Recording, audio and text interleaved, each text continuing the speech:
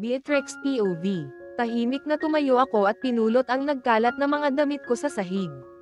Kahit masakit ang katawan, sinikap kong pumasok sa CR at maligo. Mabigat ang dibdib na sinuot ko ang damit pantulog na binili ni Sir Russell para sa akin. Masyado itong manipis at para na nga akong walang suot, pero minabuti kong mahiga na lang at magtalukbong ng kumot. Lasing na si Sir Russell, pero matapos ang nangyari sa amin ay muling inabot niya ang baso at nagsalin ng alak. Uminom na naman siya, kaya iniwan ko na lang sa sala. Wala naman kasing dahilan para manatili ako doon dahil tapos na ang serbisyo ko sa kanya. Hindi ko maiwasang huwag makaramdam ng lungkot. Bumigat ang pakiramdam ko sa dibdib ko at hindi ko napigilan ang luhang kusang tumulo mula sa mga mata ko. Pinilit kong huwag maawa sa sarili ko, pero may pagkakaton pa rin pala talaga na hindi ko matatakasan ang ganitong emosyon na kusang nararamdaman ko. Nakatulog akong mabigat ang dibdib. Hindi ko alam kung gaano ako katagal na nagmumapmap dahil umaga na ako muling nagising. Agad na sumulyap ako sa tabi ko, pero walang bakas na natulog dito si Sir Russell. Mabigat ang pakiramdam na pumasok ako sa CR at naligo. Tahimik ang buong kabahayan, tila walang bakas na may kasama ako at pakiramdam ko ay napakaluwag ng bahay na ito at aalog-alog ako.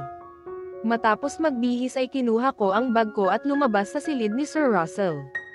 Naabutan kong makalat sa sala at hubad na natutulog si Sir Russell sa sofa. Siguro dala ng kalasinggan, hindi na niya nagawang pumasok sa loob ng silid. Mabuti na lang at malaki ang sofa kaya kahit paano ay kasya siya. Hindi ko na ginaising si Sir Russell. Bumalik na lang ako sa silid niya at kumuha ng comforter para lagyan siya ng kumot. Sinubukan kong buksan ang pintuan pero nakalock ito.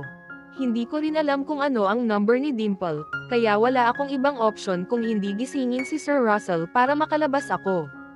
Marahang tinapik ko siya sa balikat, pero umungol lang si Sir Russell kaya tinawag ko na ang pangalan niya. Russell, nauutol at nanginginig ang kamay na tawag ko sa kanya. Hindi pa rin kasi sanay ang dila ko na tawagin siya sa pangalan lang, gaya ng gusto niya. Please wake up. Mahinang pakiusap ko habang marahang tinatapik siya sa balikat.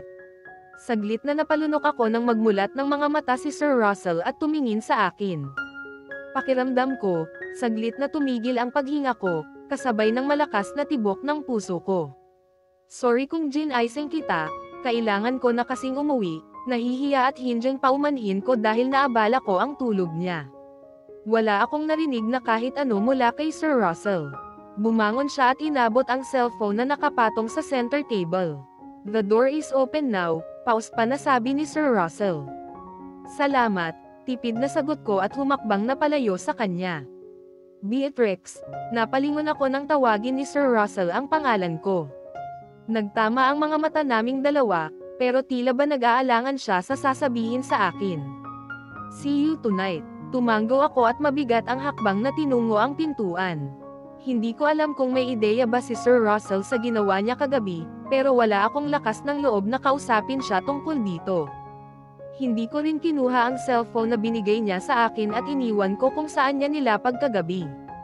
Good morning, Miss Beatrix. Agad na bati sa akin ni Dimple nang makita akong lumabas sa pintuan at lumapit sa kanya. Good morning rin sa'yo, Dimple, tipid na bati ko sa kanya pabalik. Gaya ng dati, sabay kaming bumaba sa ground floor. Hinatid ulit ako ni Dimple dito sa bahay at pagkatapos ay nagpaalam na uuwi na. Paalis na para pumasok sa school si Alona nang dumating ako, habang tulog pa ang dalawang kapatid namin. Maaga kasing gumising si Vito para kumuha ng kakanin kay Aling Paing kaya bumalik ulit siya sa higaan matapos may handaang mga dadalhin ng ate niya. Sinadya kong huwag pumasok sa silid ko at umupo muna dito sa sofa. Gusto ko munang mag-isip ng maayos dahil pakiramdam ko, nawawala ako sa sarili kong focus. Iba ang epekto sa akin ng huling pag-uusap namin ni Sir Russell, lalo na ang namagitan sa pagitan naming dalawa sa sala kagabi. Daig ko pa ang binugbog ang katawan ko dahil masyado siyang naging marahas, dala na rin siguro ng kanyang kalasinggan. Ate, wala ka bang pasok ngayon sa fast food? Tanong ni Vito nang gisingin ako at abot ang nakatulog pala sa sofa. Anong oras na ba? Masakit ang ulo na tanong ko. 8:20 na po, ate. Agad na napatayo ako, dahil almost half an hour na lang ang natitira para magsimula ang shift ko. Mabilis na inabot ko ang bag ko at pumasok sa silid ko para magbihis. Tulog pa rin si Riza, kaya inayos ko muna ang mga gamot na iinuman niya ngayong umaga at mamayang tanghali. Ibinilin ko kay Vito na gisingin mamayang 9 o'clock si Riza para kumain ng almusal at huwag kalimutan na painumin ng mga gamot at vitamins niya. Mabuti na lang at may jeep agad na dumaan. Nakasakay agad ako at kahit paano ay hindi na traffic, kaya hindi ako na late ng pasok. 1 minute na lang bago mag 9 o'clock. Talagang mabait sa akin ang Diyos dahil hindi niya ako pinayagang mahuli ng pasok. Otherwise, siguradong bukod sa papangit ang performance ko ngayong buwan ay nakaiwas rin ako sa penalty. Okay ka lang, Beatrix? Tanong ni George nang ailapag ko ang maruming mga tray na dala ko. Bakit kanina ka pa mukhang wala sa sarili mo? Walang gana na nag-iwas ako ng tingin. Okay lang ako, tipid na sagot ko. Okay sabi mo, basta don't forget ang usapan natin next month ha. Sasanduan kita sa inyo. Sinimangutan ko si George. Ang akala ko pa naman ay concern sa akin ang isang ito, pero kukulitin lang pala ako tungkol sa usapan naming pagsama ko sa birthday party ng lolo niya. Oo na, huwag mo na akong kulitin at okay na, pumayag na ako hindi ba? Hindi may tago ang tuwa sa mga mata ng kaibigan ko nang marinig ang sagot ko. Ang bait mo talaga, Bessie. Huwag mo akong yutuan, tapos na ang shift ko, kaya uuwi na ako, mahaba ang muso na sagot ko. Nakakapagod ang araw na ito at kahit hindi gaanong maganda ang pakiramdam ko ay tinapos ko ang shift ko. Ayaw kong umabsent, dahil sayang ang oras. Malapit na naman ang katapusan at payday kaya nanghihinayang talaga ako kung mababawasan ang sahod ko. Malas pa na kung kailan hindi maganda ang pakiramdam ko, saka naman ako naipit sa traffic, inabot tuloy ng mahigit 1 oras ang karaniwang 20 minutes na biyahe ko pauwi. Parehong nasa sala ang 2 kapatid ko nang abutan ko. Gumagawa ng assignment si Alona at may hawak rin na libro si Riza at nagbabasa. Matapos ko silang kumustahin ay tumayo na ako para pumasok sa loob ng maliit at lumang silid ko. Magpapahinga muna ako, palon ko sa mga kapatid ko. Pumasok ako sa silid namin ni Riza at nagbihis. Talagang hindi maganda ang pakiramdam ko, kaya nahiga muna ako at agad na nakatulog. Hindi ko alam kung gaano katagal akong nakatulog. Nagising akong may humahagikak malapit sa akin, kaya nagmulat ako ng mga mata at nangunot ang noo nang makitang narito sa loob ng silid ang 2 kapatid ko.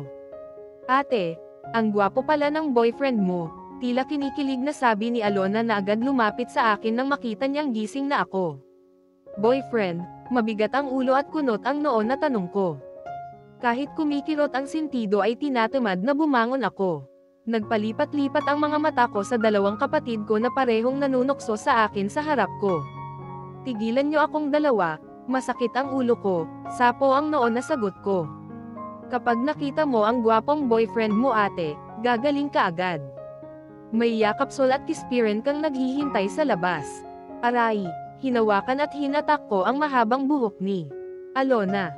Ang babaeng ito, kung ano-ano ang pinagsasabi. Manahimik ka, masakit talaga ang ulo ko, kaya lumabas muna kayong dalawa, napailing na sagot ko. Masakit, aray naman, Riza, tawagin mo nga ang boyfriend ni Ate Bea. Nakangising utos ni Alona sa kapatid namin na agad namang lumabas para kunwari ay susundin ang utos ng ate niya. Talagang ayaw akong tigilan ng dalawa kaya inutusan kong lumabas dito sa silid si Alona. Kailangan ko nang magbihis dahil 9 o'clock na pala. Ayaw kong maghintay si Sir Russell at baka magalit na naman siya sa akin. Heto na siya, malakas na sabi ni Riza na malawak ang ngiti sa bibig. Napatingin ako sa pintuan at nanlaki ang mga mata ko nang makita kong kasama ni Riza si Sir Russell na hindi ko alam kung anong ginagawa niya dito, at bakit inakala ng mga kapatid ko na boyfriend ko siya. Get ready, we're leaving before 10, arroganting utos ni Sir Russell. Napatingin ako sa mga kapatid ko. Pareho silang nakangiti at nakabantay dito sa silid. Alam kong nakikinig sila sa usapan namin ni Sir Russell, kaya sinabi kong hintayin na lang niya ako sa labas. Naguguluhan at nagulat man ako kung bakit pumunta dito si Sir Russell sa bahay, ay kailangan kong magbihis. Nakakainis, hindi siya sumunod sa usapan namin, kaya masama ang loob na pumunta ako sa CR at naligo. Simpleng t-shirt at jeans lamang ang suot ko nang lumabas ako sa silid namin ng mga kapatid kong nadatnan kong nakatanghod kay Sir Russell hawak ang mga cellphone. Saan galing iyang mga cellphone na hawak ninyo? Kunot ang noon na tanong ko sa tatlong kapatid ko. Kay Kuya Russell po ate. Pasalubong niya sa amin, masayang sagot ni Riza. Sinaman ko ng tingin ang arroganteng lalaking basta na lang pumunta dito sa bahay ngayon at nagpakilala pang boyfriend ko sa mga kapatid ko. Parang walang pakialam na nakaupo lamang si Sir Russell sa sofa habang nagkakagulo ang mga kapatid ko sa mamahaling bagay na hawak nila. Mag-uusap tayong apat mamaya, formal na sabi ko sa mga kapatid ko. Hindi ba sabi ko sa inyo, huwag kayong basta magpapapasok dito sa bahay nang hindi ninyo kilala. Nagkatinginan ang tatlo at bakas sa mga mukha nila ang takot at pagkalito. Ate, sabi ni Kuya Russell, boyfriend mo daw siya. Hindi nga ako naniwala agad, pero may pinakita siyang picture ninyong dalawa, depensa ni Riza. Dam ako ang mga mata ko kay Sir Russell. Mukha siyang inosente at walang ginawang kalokohan para malinlang ang mga kapatid ko.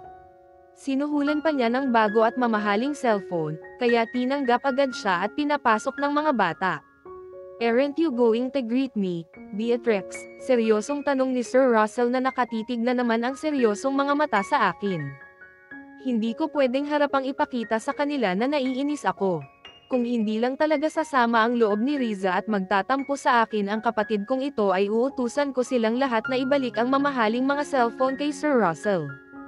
Baka sa huli kasi ay i-charge na naman niya sa akin ang perang ipinambili niya sa mga ito. Ate, para sa'yo daw ito, sabi ni Vito na inabot sa akin ang kahon.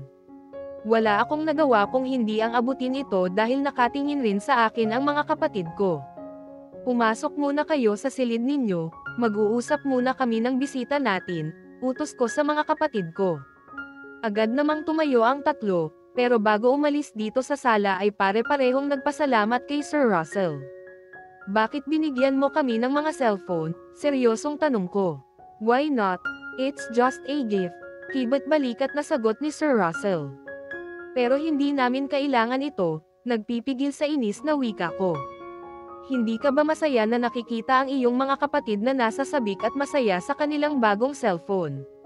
Tanong pabalik ni Sir Russell sa akin. Umiling ako at hindi nakatiis at sinabi ko kay Sir Russell kung ano ang laman ng isipan ko. Hindi ko nagustuhan na lumapit ka sa mga kapatid ko at binigyan mo sila ng ganang regalo. Ayos lang kami kahit wala ang mga material na bagay na iyan. Tumaas ang gilid ng bibig ni Sir Russell at ngumisi sa akin, really, Beatrix? Huwag mong gamitin ang mga kapatid ko, para makuha mo ang gusto mo, inis na sagot ko. Akala ko mapipikon siya, pero tinitigan ako sa mga mata ng ilang segundo ni Sir Russell, bago muling nagsalita, dahilan para matigilan ako at hindi agad nakasagot sa kanya.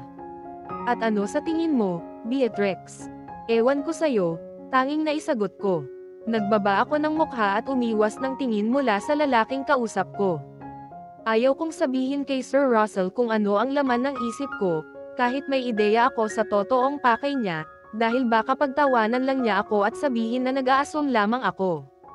Ate, gusto mo bang kumain muna bago pumasok sa trabaho? Tanong ni Alona na lumabas pala mula sa silid namin. Sige, tipid na sagot ko. Mabuting dito pa lang ay kumain na ako para hindi na ako maghanap ng pagkain sa bahay ni Sir Russell. It's okay Alona, sasamahan ko ang ate Beatrix mo. Hindi siya magugutom kapag kasama ko, sabat ni Sir Russell. Magdi-date ba kayong dalawa? Hindi ba may pasok ka sa coffee shop ate? Tanong na naman ng kapatid ko. Bumaling ako sa kapatid ko at inutusan itong pumasok na sa silid at matulog na. Alona, gabi na. Samahan mo sa silid si Riza. Ate, wala namang pasok bukas. Saka isa pa, hindi nagawang ituloy ng kapatid ko ang sasabihin ng panliitan ko siya ng mga mata. Alam ni Alona na kapag ganito ako ay hindi siya pwedeng makulit, dahil naiinis na ako. Kayo muna ang bahala dito sa bahay, papasok na ako sa trabaho ko, bilin ko sa mga kapatid ko at pinaalalahanan silang lahat na isara nilang mabuti ang pintuan. Walang imak na lumabas ako kasama si Sir Russell. Gustuhin ko man magalit at magmaktol dahil sa ginawa niyang pagpunta na naman dito ay hindi ko magawa. Hindi ko alam kung ano ba talaga ang intensyon niya sa pagpunta sa bahay at nagpakilala pa na boyfriend ko. Ang nakakainis, sinuhulan pa niya ang mga kapatid ko. Hindi may pinta ang mukha ko nang sumakay ako sa nakaparadang sasakyan ni Sir Russell dito sa kanto. May ilang kapitbahay ko ang nakita kong nakasunod ang mga mata sa amin ng kasama ko, pero hindi ko na lang pinansin. Maraming sismosa dito sa lugar namin. Alam nila ang lahat ng kwento sa buong street namin, hanggang sa katabing lugar kaya hindi na ako magtataka kung bukas na bukas ay isa na ako sa pagtsismisan nila. Hindi ako nagtanong kay Sir Russell. Hinayaan ko lang siyang magmaneho. Hindi rin niya ako kinausap kaya pinili ko ang pumikit na lamang at sumandal sa upuan, habang mabilis niyang pinatatakbo ang sasakyan. Sa totoo lang kasi, talagang masakit ang ulo ko. Makirat pa rin ang sentido ko kahit uminom na ako ng 2 pirasong gamot. Nakakaramdam rin ako ng panghihina kaya minabuti kong matulog na lang ulit habang nasa biyahe, dahil siguradong mapapagod at mapupuyat na naman ako mamaya pagdating sa penthouse ni Sir Russell. Pakiramdam ko ay matagal na akong nakatulog, pero tumatakbo pa rin ang sasakyan at abala sa pagmamaneho si Sir Russell. Madilim ang daan at napansin kong iba ito sa kalsadang karaniwang dinadaanan namin papunta sa penthouse niya. Saan tayo pupunta? Kinakabahan na tanong ko sa kasama ko. Sa Tagaytay, maikling sagot ni Sir Russell. Nangunot ang noo ko. Hindi niya sinabi na doon kami pupunta. Ang akala ko ay uuwi lamang kami sa penthouse niya, na karaniwang pinupuntahan ko gabi-gabi. Seryoso at tahimik ang kasama ko habang sa kalsada nakatutok ang mga mata at nagmamaneho ng marinig kong tinanong niya ako. Gutom ka na ba? Tanong ni Sir Russell sa akin. Oo, maikling sagot ko dahil kumakalam na rin talaga ang sikmura ko. Maaga akong natulog kanina. Almost 10 o'clock na rin. Naman, kaya hindi na ako nagtataka kung bakit nakaramdam ako ng gutom ngayon. We're almost there. Tipid na okay lang ang sinagot ko at muling sumandal sa upuan at pumikit. Siguro ay dahil mahaba ang biyahe at may kalayuan rin ang Maynila sa Tagaytay, kaya nakaramdam ako ng pagkahilo. Pumikit na lang ako habang hinihintay na makarating kami sa lugar, kung saan ako dadalhin ni Sir Russell. Beatrix, wake up, we're here, sabi ng kasama ko. Kaya dahan-daang nagmulat ako ng mga mata, isang may kalakihan na bahay ang sumalubong sa mga mata ko. Malaki ang buong lugar at kahit gabi na ay may nakita rin akong mga matataas na puno sa paligid. Dahan-daang binuksan ko ang pintuan at kinalas ang seatbelt ko. Hindi ko na hinintay lumapit sa akin si Sir Russell at agad na bumaba sa magarang sasakyan niya. Ang lamig ng hangin na sumalubong sa akin. Pakiramdam ko ay nangangatog ang mga binti ko at nanginginig ang buong katawan ko sa tuwing tatama ang bawat paghampas nito sa balat ko. Kung alam ko lang na malamig dito ay nagdala sana ako kahit jacket man lang. Wala naman kasing sinabi si Sir Russell, kaya hindi ako nakapaghanda bago pumunta dito. Are you okay? Tanong ni Sir Russell nang makitang nakatayo lamang ako. Hindi ko alam kung napansin niya ang panginginig ng buong katawan ko nang pumulupot ang braso niya sa bewang ko at sinabing pumasok umano kami sa loob ng bahay. Walang kibo na humakbang ako kasabay niya. Mas humigpit rin ang pagkakayakap ng braso ni Sir Russell sa katawan ko kaya lalo lamang akong hindi naging komportable, naiilang kasi ako. Hindi ko alam kung sino ang nakatira sa bahay na pinagdalhan niya sa akin. Posibleng may makakita sa amin ngayong sobrang lapit ng magkadikit na mga katawan namin at baka kung anong isipin nilang namamagitan sa aming dalawa ng lalaking kasama ko. Isang naka-uniform na babae ang sumalubong sa amin sa pintuan. May ilang mga nakahalerang nakadamit pang kasambahay na karaniwang nakikita ko sa palabas ang yumukod nang pumasok kami ni Sir Russell, at magalang na binati ang kasama ko. Is everything ready? Puno ng awtoridad ang tinig na tanong ni Sir Russell sa babaeng sumalubong sa amin at kasabay naming naglalakad. Yes, boss, magalang na sagot ng kasama namin. Hindi na sumagot si Sir Russell. Iginiya ako papunta sa garden at pagkatapos ay sumalubong sa mga mata ko ang napakagandang tanawin sa lugar na ito. Napakaraming ilaw sa ibaba, kaya pala napakalamig at kakaiba ang ihip ng hangin dahil nasa mataas na lugar nakatayo ang bahay ni Sir Russell. Hindi ko napansin na paakyat ang sasakyan niya kanina habang papunta kami dito. Dahil nakapikit ako at naidlap sa loob ng sasakyan habang papunta dito. Pagyaya sa akin ng kasama ko. Dinala niya ako sa dulo, kung saan sa tingin ko ay sulok ng property na ito. Mas malakas ang ihip ng malamig na hangin sa bahaging ito, kaya hindi ako tumutol nang mula sa likuran ko ay niyakap ako ni Sir Russell habang pinagmamasdan ko ang maliliit at kumikinang na mga ilaw sa paanan ng bundok. Abala ang mga mata ko at pinagmamasdan ang malawak na paligid nang tanungin ako ni Sir Russell. Nagustuhan mo ba dito? Oo, maganda ang lugar na ito, maikling sagot ko. Kahit talagang nangangatog ako sa tuwing dadampi sa balat ko ang malamig na ihip ng hangin ay hindi ko sinabi sa kanya. Dahil nakatanim pa sa isip ko ang sinabi niyang pag-iinitin niya ako kapag nilalamig ako. Baka imbes kumain kami ay ako na naman ang kainin niya. Wala akong lakas ngayon at talagang nanghihina ang pakiramdam ko, kaya kailangan kong kumain. Dinala ako ni Sir Russell sa loob ng tila cabin. Kahit paano, hindi gaanong malamig dito. Bukod sa nakasara ang pintuan at bintana ay maligamgam sa loob nito. Nawala ang panlalamig na nararamdaman ko kanina dahil warm ang temperature dito sa loob, bagay na. Nagustuhan ko dahil talagang hindi maganda ang pakiramdam ko. Para itong mini glass house. Purong salamin ang kabuoan at kitang-kita pa rin namin ang buong lugar na kanina lang ay pinagmamasdan ko sa labas. Let's eat, sabi ni Sir Russell. Ngayon ko lang napansin ang table na may 2 upuan malapit sa salaming dingding. May nakita pa akong mataas na bote ng alak na nasa gitna ng lamesa at nasa loob ng parang matalak bucket. Hindi na ako nagpatumpik-tampik pa. Agad na umupo ako at inabot ang baso at nagsalin ng juice na nasa loob ng babasaging pitcher. Kahit paano, nakatulong ito para guminhawa ang pakiramdam ko. Nagsimula kaming kumain. Mukhang masarap naman ang mga pagkaing nasa harap ko, pero dahil sadyang hindi maganda ang pakiramdam ko kaya mapait ang panlasa ko. Panay lang ako inom ng juice at halos ito na ang naging tubig ko. Mukhang napansin na ni Sir Russell na wala akong gana, kaya ibinaba nito ang hawak na tinidor at tinanong ako. What's wrong? Hindi mo ba nagustuhan ang pagkain? Hindi sa ganun, masama ang pakiramdam ko, kaya wala akong ganang kumain. Nahihilo at makirot ang sentido na paliwanag ko. May gusto ka bang kainin? Tanong na naman ni Sir Russell pero umiling lang ako bilang sagot. Pasensya na, Russell. Hindi talaga maganda ang pakiramdam ko ngayon. Pwede ba akong magpahinga muna saglit kung may available na silid dito? Pakiramdam ko kasi, hindi ko kayang manatili dito sa lamesa. Mas lalo lamang akong nakaramdam ng panghihina. Kaya bago pa may masamang mangyari sa akin ay minabuti kong sabihin na sa kanya. I have a plenty room upstairs, pero pwede rin tayong magpalipas ng gabi dito sa cabin, sagot ni Sir Russell. Sige, dito na lang muna, mahinang sagot ko. Hindi ako tumutol nang tumayo si Sir Russell at nilapitan ako para alalayan.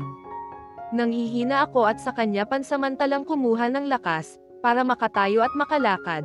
Hanggang sa nakarating kami sa silid na sinasabi niya. Wala na nga akong pakialam kung saan niya ako dinala. Basta nahiga agad ako sa malambot na kama at pagkatapos ay pumikit ang mga mata. Ramdam ko na kinumutan ang katawan ko ni Sir Russell, pero hindi ko nagawang magmulat. Kahit kasi nakapikit, pakiramdam ko ay nakalutang ako at talagang magaan ang ulo ko. Nakatulog ako, pero nagising ng hating gabi na nanginginig ang buong katawan ko. Pinagpapawisan rin ako at nakaramdam ng matinding pagkahilo. Mukhang natuluyan na talaga akong magkasakit. Bihira ko lang ito maranasan, pero grabe naman. Malakas ang immune system ko, pero hirap talaga ako kapag ganitong nagkasakit na ako. Anong nangyari sa'yo, Beatrix? Narinig kong tanong ni Sir Russell, habang nanginginig ang katawan ko at nakapikit. Ramdam ko kung paano niya ako niyakap ng mahigpit. Sandaling guminhawa ang pakiramdam ko nang maramdaman ko ang init na nagmumula sa balat at katawan niya, pero hindi natigil ang panginginig ng katawan ko. Send doctor here, immediately. Narinig kong may tinawagan si Sir Russell, pero wala na akong pakialam doon. Masyadong occupied ang isip ko sa masamang nararamdaman ko, para isipin pa kung sino ang kausap niya sa mga oras na ito. Bigla ay naalala ko tuloy ang mga kapatid ko. Siguradong mag-aalala sila sa bahay kung sakaling naroon ako. Mabuti na rin na sumama ako kay Sir Russell, dahil hindi nila nakita ang kondisyon ko. Ayaw ko man magkasakit, pero may pagkakataon pa rin talaga na kusang sumusuko ang katawan ko, lalo na at kulang ako lagi sa tulog at pahinga. Muli ay nakatulog ako habang mahigpit na yakap ni Sir Russell sa ibabaw ng kama.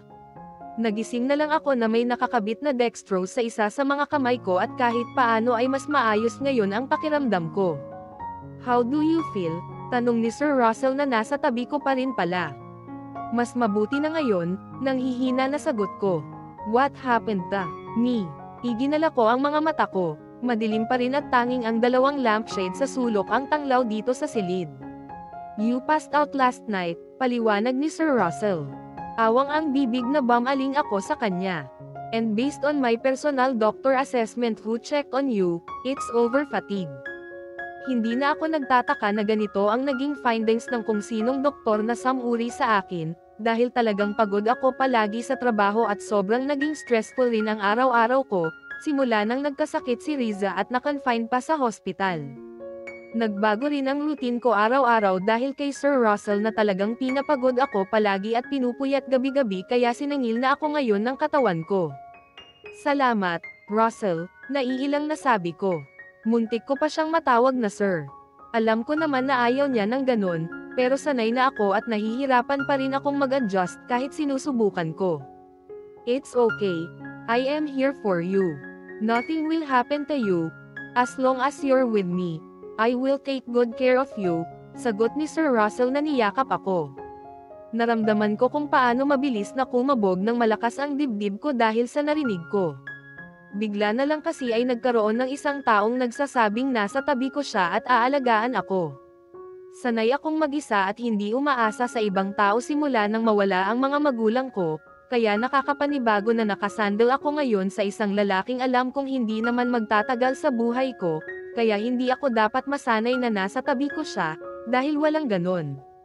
Impossibleng mangyari iyon. Tinawagan ko si Miss Aya at ipinaalam sa kanya na hindi ako makakapasok ngayon sa fast food, dahil may sakit ako. Nag-video call pa kami, kaya nakita niyang nagsasabi ako ng totoo dahil pinakita ko ang nakakabit na dextrose sa kamay ko. Tinawagan ko rin ang mga kapatid ko na hindi ako makakauwi ngayong umaga. Tinukso pa ako ni Riza at tinanong kung kasama ko raw ba si Kuya Russell niya. Napatingin tuloy ako kay Sir Russell na nakaupo sa tabi ko at nakasandal sa headboard ng kama, hawak ang cellphone niya. Agad na sumabat ito nang marinig na tinatanong siya sa akin ng kapatid ko na akala mo ay malapit talaga siya kay Alona. "Kailan kayo uuwi ate?" tanong ni Riza sa kabilang linya. Naka-video call kami, dahil excited siyang gamitin ang bagong cellphone na binigay sa kanya ni Sir Russell. Ayaw ko man sa nangyari, pero hindi ko naman pwedeng pigilan si Riza, dahil ayaw kong malungkot siya. "Hindi ko pa alam, Riza," nag-iwas ng tingin na sagot ko. Hindi ko talaga sure kung pauuwiin ako ni Sir Russell mamayang gabi, dahil ito ang time na dapat ay kasama ko siya, kaya sinabi kong hindi ako sigurado kung kailan uuwi. "Ate, mag-aasawa ka na ba? Pwede bang isama nyo rin kami, kapag lumabas ulit kayo ni Kuya Russell at pumunta dyan sa bahay ninyo?" Inosenteng tanong ng kapatid ko. "Huwag mo munang isipin ang tungkol dyan, Riza. Walang ganyan," mabilis na saway ko sa kapatid ko. Sa totoo lang, nahihiya akong narinig ito ni Sir Russell dahil hanggang bukas na lang naman kami pwedeng magkasama. Katapusan na ng buwan, at wala na rin dahilan para ipagpatuloy namin ito, lalo na at wala naman kami talagang relasyon. "Sige na, Riza. Uminom ka muna ng mga gamot mo at huwag magbabad gumamit ng cellphone, masama sa iyo yan," sabi ko sa kapatid ko, para matigil ang pagtatanong niya sa akin.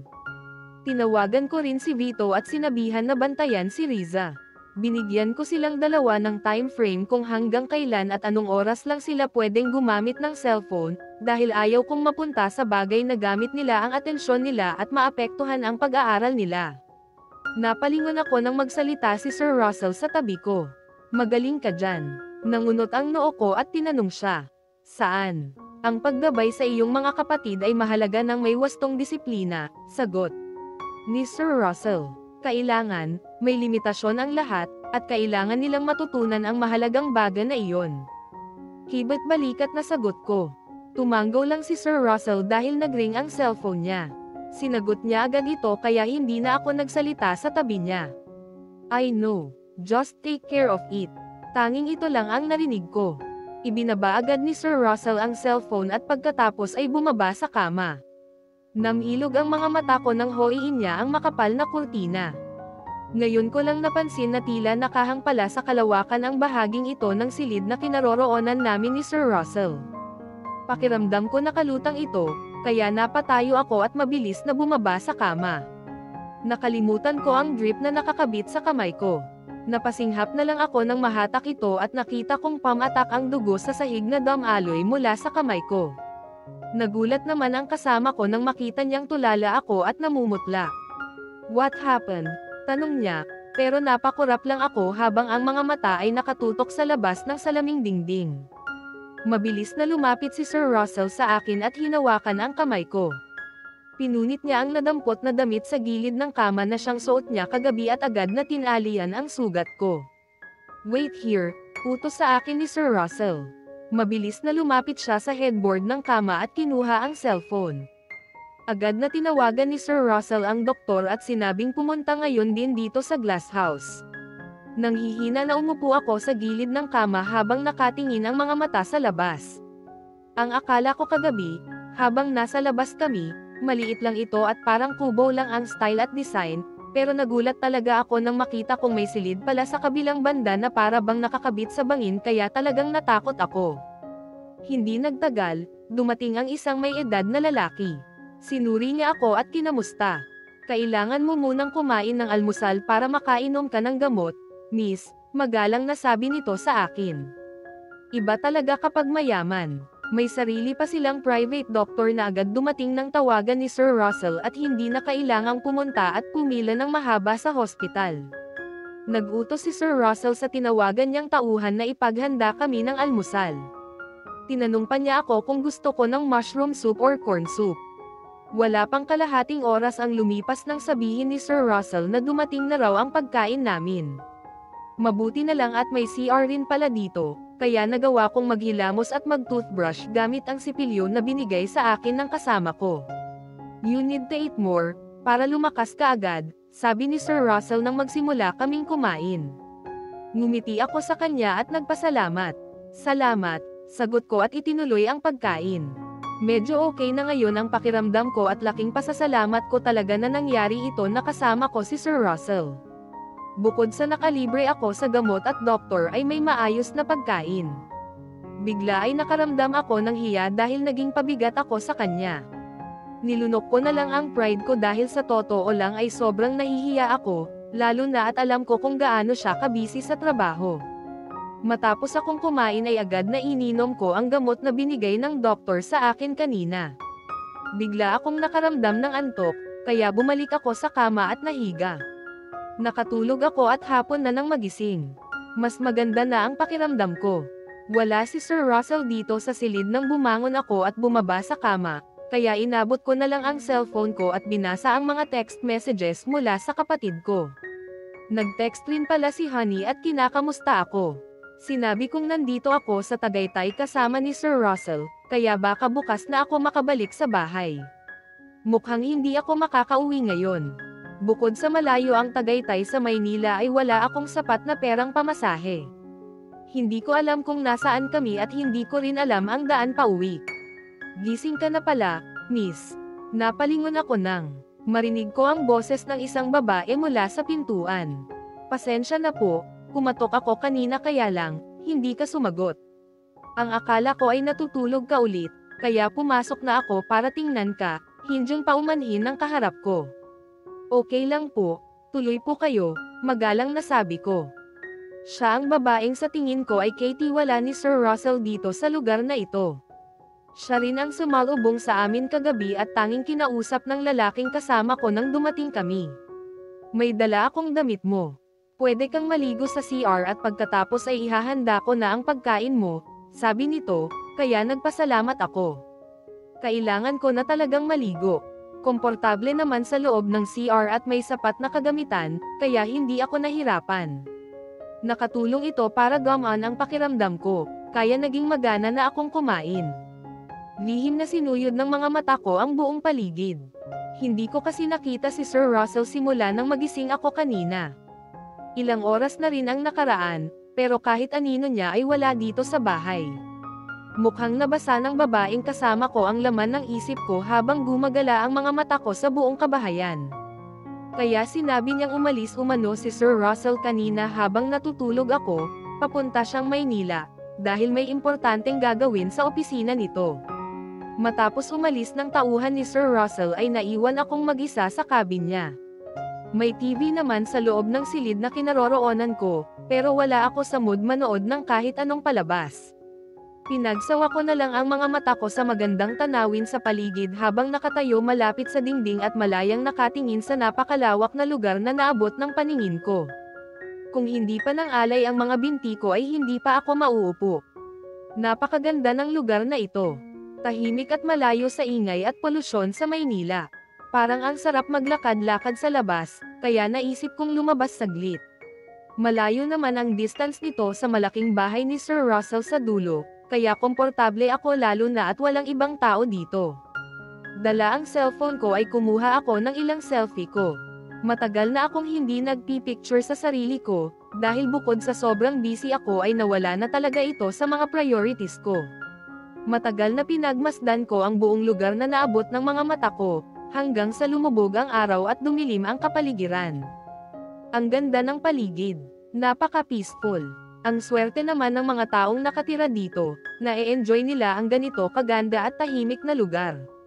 Pakiramdam ko ay nasa probinsya ako, lalo na at wala akong nakitang malapit na mga kapitbahay, tapos puro malawak na kakahuyan ang nakikita ko sa ibaba ng bundok.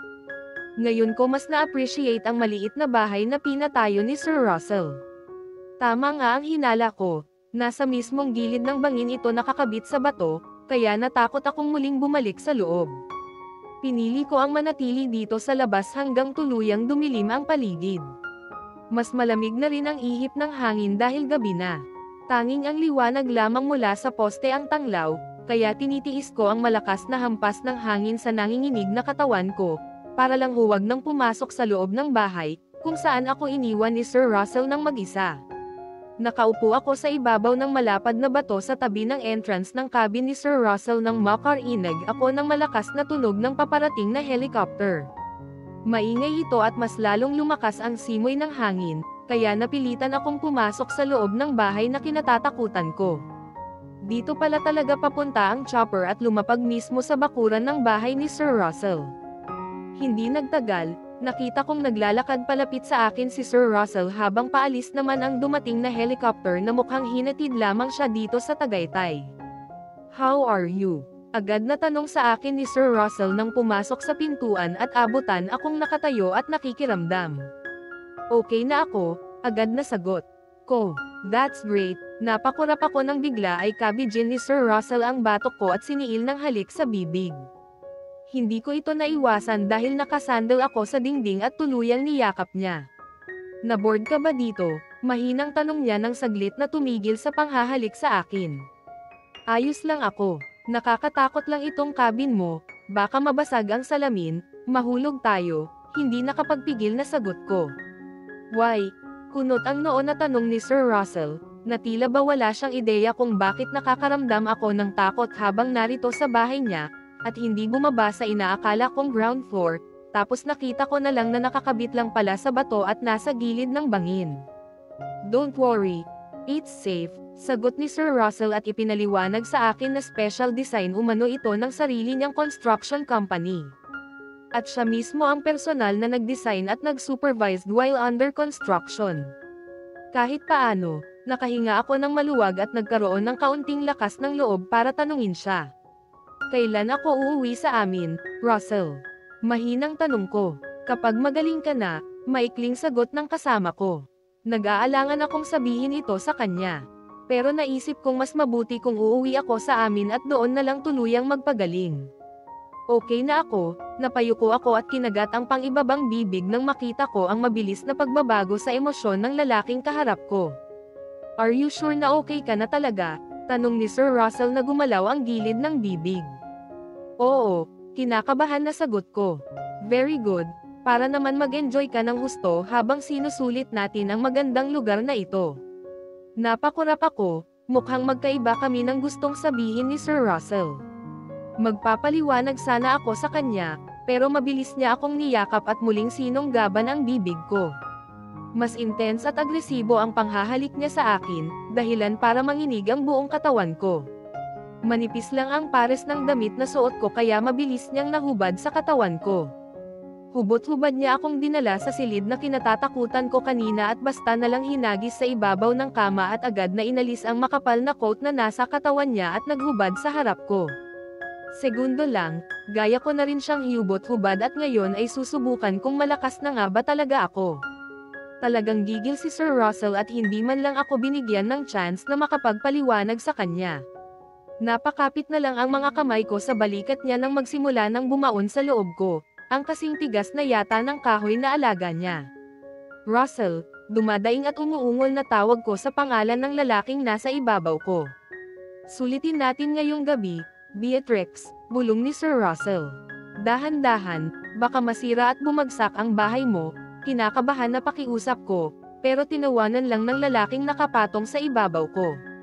Hanggang ngayon kasi ay malinaw pa sa isip ko ang nakitang nakakabit lamang ang bahay niya sa gilid ng bangin.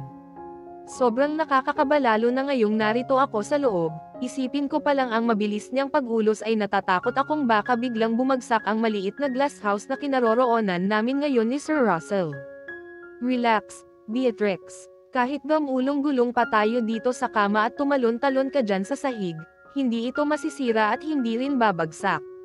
This house is strong enough to handle the both of us, paliwanag ni Sir Russell nang makitang hindi talaga ako komportable.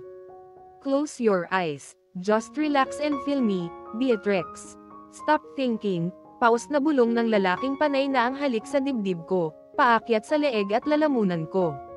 Sa ginawa niya, biglang nakalimutan ko ang mga bagay na kinatatakutan ko. Kusang pumikit ang mga mata ko at dinama ang masarap na sensasyong dulot ng pag-iisa namin ni Sir Russell. Gigil siya, pero ramdam ko ang pag-iingat ni Sir Russell. Hindi siya marahas ngayon at nararamdaman kong tila pinipigilan niya ang sarili na huwag akong masaktan. Medyo mabagal at mas matagal rin bago kami natapos. Humihingal na bumagsak siya sa ibabaw ko at niyakap ako ng mahigpit, habang ako naman ay nanghihina na napapikit.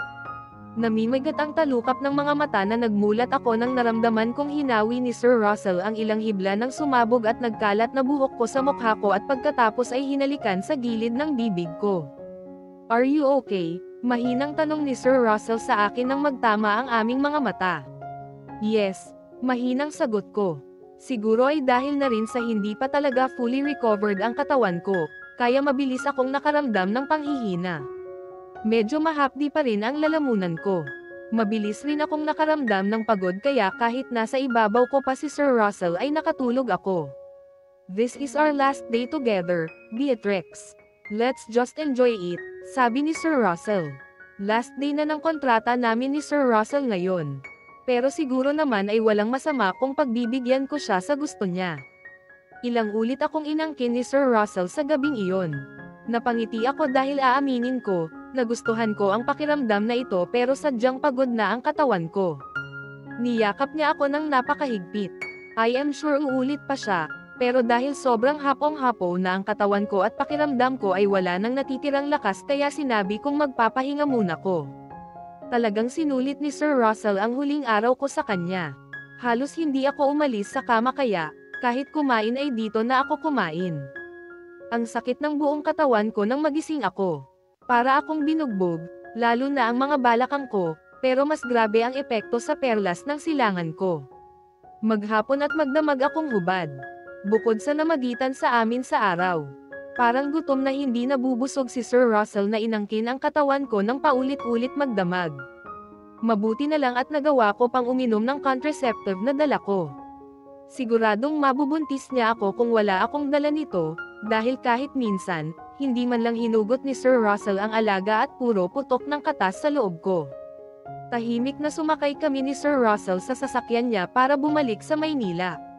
Wala akong imak na nakaupo sa upuan ko habang nagmamaneho siya. Kaninang madaling araw, Pagkatapos ng mainit na tagpong namagitan sa amin ni Sir Russell ay tinanong niya ako kung gusto ko pa bang ituloy namin ang pagkikita namin. Nag-offer siya na welcome ako sa penthouse niya tumira kung gusto ko, pero tumanggi ako. Mas mabuting tapusin na namin ang lahat. Simulan ng tanggihan ko siya kanina, tahimik na ang lalaking kasama ko, hanggang sasabihin niyang maligo na ako at kumain na kami dahil babalik daw na kami sa Maynila. Hindi ko alam kung ano ang tumatakbo sa isipan niya. Hindi nakaligtas sa gilid ng mga mata ko kung paano ilang ulit kong nakitang sumulyap sa akin si Sir Russell, pero kahit minsan ay hindi naman niya ako kinausap. Sa mismong tapat ng kanto kung saan ako sinusundo at hinahatid ni Dimple, tumigil ang sasakyan ni Sir Russell. Akmang bababa na sana ako, pero hindi ko mabuksan ang nakalock na pintuan. "So, you're going down without saying goodbye?" Seryosong sabi ni Sir Russell, kaya bigla akong napatingin sa kanya. "I am sorry, but honestly, I don't know what to say," napayukong sagot ko. Katahimikan ang muling namagitan sa amin, hanggang sa narinig kong nagpakawala ng isang malalim na buntong hininga ang kasama ko. "Me either, but, at least kiss me before you leave, Beatrix." Maang na nagangat ako ng mukha. Nagtama ang mga mata namin ni Sir Russell na nakatitig pala sa akin. Naisip ko tuloy, hindi pa ba siya nagsawang halikan ako, gayong namamaga na nga ang bibig ko. "Nakakalungkot na hindi kita makakasama sa buong buhay ko, Beatrix. Napakaganda at napaka-inosente mo para manatili sa akin, sa aking mapanganib na mundo." Napakurap ako ng abutin ni Sir Russell ang pisngi ko at hinaplos. Magkahinang pa rin ang mga mata namin, habang mabilis at malakas na tumitibok ang puso ko.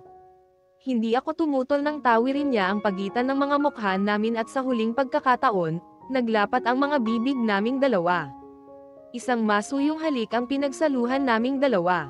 Para bang pareho naming ninamnam ito sa huling pagkakataon. Hanggang sa kinailangan na naming maghiwalay, dahil pareho na kaming naubusan ng hangin sa baga. "Huwag maong atubiling tawagan ako o kontaken ako," mahinang bulong ni Sir Russell, habang nakatitig pa rin sa akin na para bang sa huling pagkakataon, gusto niyang ma-memorize ang bawat sulok ng mukha ko. Tumango ako at nag-iwas ng tingin sa kanya, dahil pakiramdam ko ay nalulunod ako sa mga mata niyang puno ng mga emosyong hindi ko mapangalanan. Hindi ko alam kung bakit nakakaramdam ako ng kirot at sakit sa dibdib ko ngayong nagpapalam kami ni Sir Russell sa isa't isa, gayong una pa lang naman ay alam ko nang may katapusan ang lahat. "Salamat sa tulong mo sa amin ng kapatid ko," tanging nasabi ko. Yumuko ako dahil hindi ko kayang pigilan ang kakaibang emosyon na nararamdaman ko. Siguro ay dahil may bahagi ng puso ko ang nalulungkot dahil sa ganitong paraan na wala ang dangal na pinakaiingatan ko. Tandaan, kung kailangan mo ng tulong, huwag mong isipin na bumalik sa clue na iyon, Beatrix. Just give me a call, you know where exactly you can find me, sabi pa ni Sir Russell nang kalasin ko ang seatbelt na nakakabit sa katawan ko. Tumango ako at tipid na ngumiti sa kanya. "Thank you." Mabigat ang pakiramdam na sagot ko. Alam kong handa siyang magbayad kahit magkano, kapag kailangan ko. Pero hindi ko gagawin iyon ng walang sapat na dahilan. Tama si Sir Russell, ayaw ko rin namang bumalik ulit sa club para ipagbili ang sarili ko. Hindi ko pinagsisisihan ang ginawa ko nang ibenta ko sa kanya ang sarili ko, dahil naisalbo ko ang buhay ng kapatid ko. Pero hindi ko pa rin naman gugustuhin na ibigay ang katawan ko sa ibang lalaki, hindi ko kaya. Simula nang bumaba ako sa sasakyan ni Sir Russell nang ihatid niya ako dito sa bahay mula sa Tagaytay, yun na rin ang huli naming pagkikita. Sinadya kong putulin ang kahit anong komunikasyon na meron ako sa kanya. Kahit minsan, hindi ako nag-attempt na tawagan siya, kahit may mga pagkakataon na tila ba may nag-uudyok sa kabilang bahagi ng isip ko na kumustahin siya. Pero paulit-ulit na pinigilan ko ang sarili ko para huwag matuksong gawin ko iyon. Ilang ulit akong nakatanggap ng sunod-sunod na missed call mula sa ilang unknown and unregistered number. Pero kahit minsan, hindi ko sinagot. May hinala na akong siya iyon, lalo na at minsan na niyang ginawa ang ganon. Sa totoo lang, natatakot kasi ako.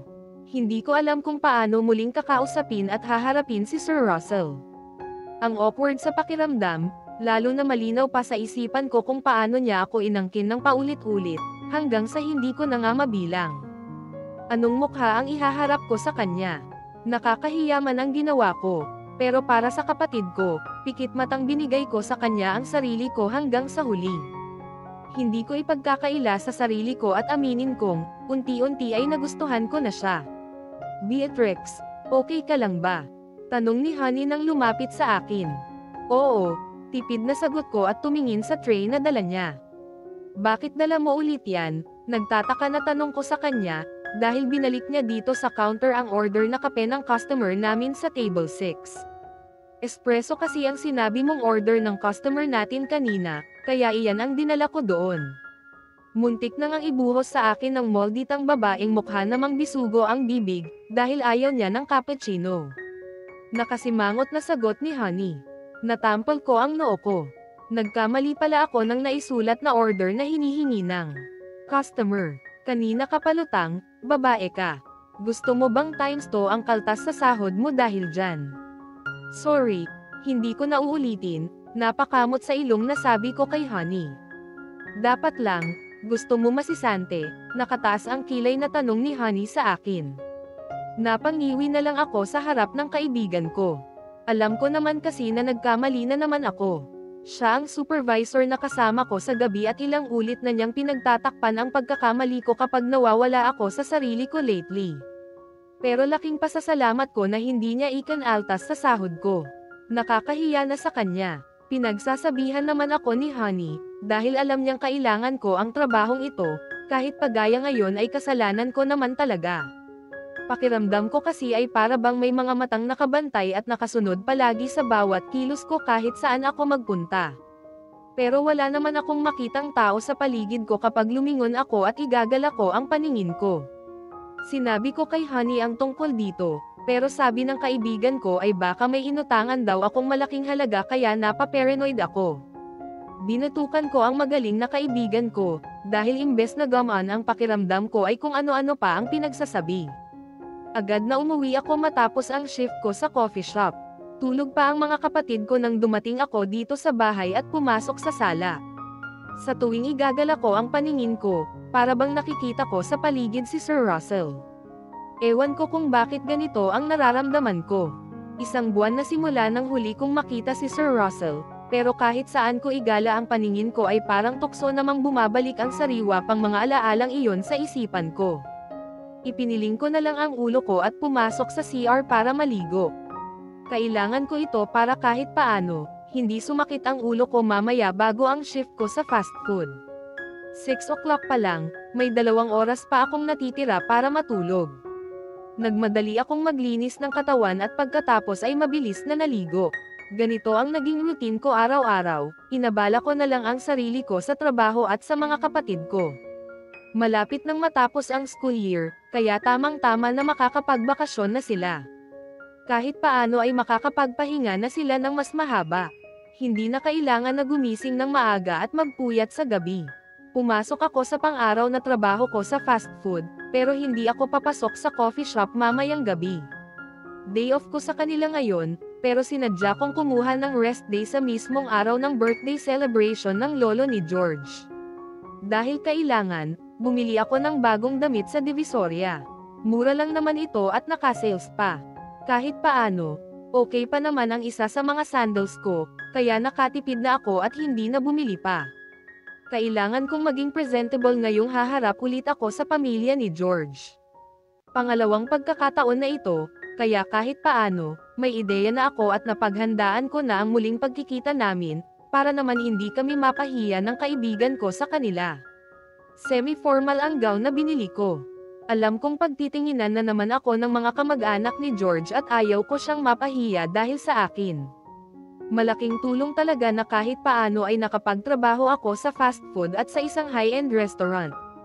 Natutunan kong humarap sa iba't ibang uri ng tao at huwag magpakita ng kahit anong emosyon, kahit harapan kong nakikitang hindi nila ako gusto.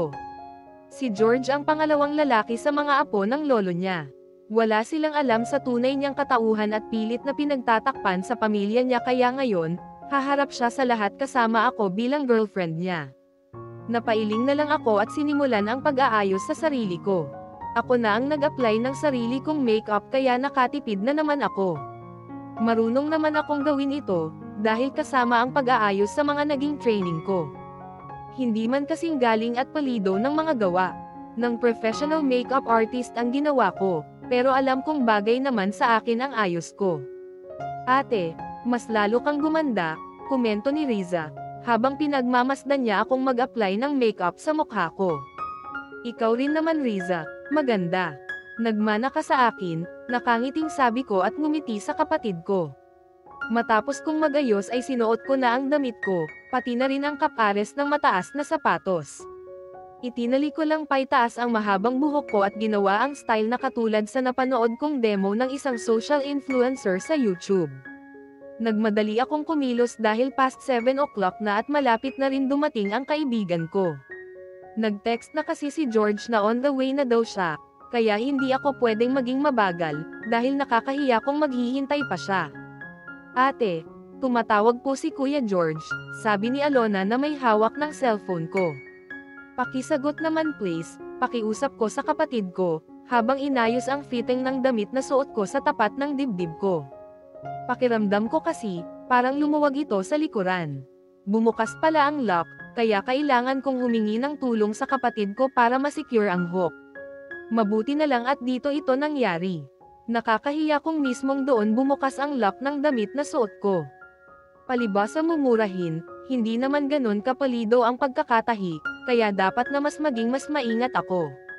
Nang matapos magbihis ay handa na ako, inabot ko ang maliit na pouch na dadalhin ko, kasama ang cellphone na binigay ni Sir Russell at siyang ginagamit ko araw-araw. Walang magpupuyat ngayong gabi, matulog agad kayo, utos ko sa mga kapatid ko bago tinungo ang pintuan. Opo ate, sagot ni Vito na katatapos lang maligo. Matapos magpaalam ay lumabas na ako ng bahay.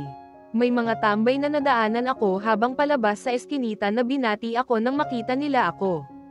Ang ganda mo ngayon, Beatrix. Mukhang may date ka, sabi ni Mang Juan na akala mo ay tanod na laging nakabantay dito sa kanto. May pupuntahan lang pong event, tipid na sagot ko. Kahit paano ay okay naman ang mga kapitbahay ko dito. Sadyang mahilig lang silang tumambay dito sa labas ng kalsada. Kaya kahit umuwi ako ng madaling araw ay hindi nakakatakot maglakad dahil may tao pa rin naman. Inabutan kong naghihintay na sa akin si George sa gilid ng kalsada kung saan nakaparada ang isang itim na sasakyan. Aba, ang pogi mo naman ngayon, Georgina, pabirong sabi ko, dahilan para napangiwi ang kaibigan ko. Ang bibig mo Beatrix. Baka mapahamak tayo ng dahil dyan. Gusto mo bang bawiin ko ang bayad ko sa'yo?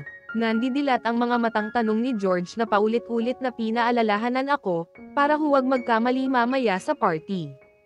Oo na, hindi ko kalilimutan yan, sagot ko at mabilis binuksan ang pintuan ng sasakyan. Mahirap na, baka biglang tapakin si George at hindi ako isama. Bumili na ako ng damit at hindi pumasok sa coffee shop, kaya lugi ako kapag binawi niya ang bayad sa akin. Basta huwag kang kabahan doon. Kahit mga mukhang manananggal ang makakaharap natin mamaya, Beatrix, kaya natin sila, aalis rin naman agad tayo doon basta nakita na ako ni Lolo, dahil hindi ko rin naman gustong makipagplastikan sa kanilang lahat. Pinakinggan ko ang bawat sinabi ni George habang nagmamaneho siya.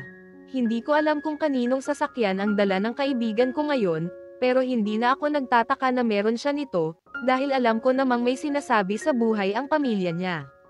Bakit hindi mo na lang sila harapin George, para hindi ka na nahihirapan na magtago, mahinahon na tanong ko sa kaibigan ko. Umiling lang siya at nagpakawala ng isang malalim na buntong hininga. Alam mo Beatrix, gusto ko rin naman na gawin iyan noon pa, pero hindi yan matatanggap ng pamilya ko. For them, kahihiyan lamang ang pagiging bakla. Well, wala naman akong balak magparetoke gaya ni Kim Kardashian. Gusto ko rin namang gumanda. Kaya lang, baka dahil dyan, maagang kunin ni San Pedro si Lolo. Idinaan ni George sa biro ang lahat. Alam kong mahirap para sa kanya ang magpanggap sa lahat ng taong nasa paligid niya at bilang kaibigan ay tinutulungan ko siyang pagtakpan ito.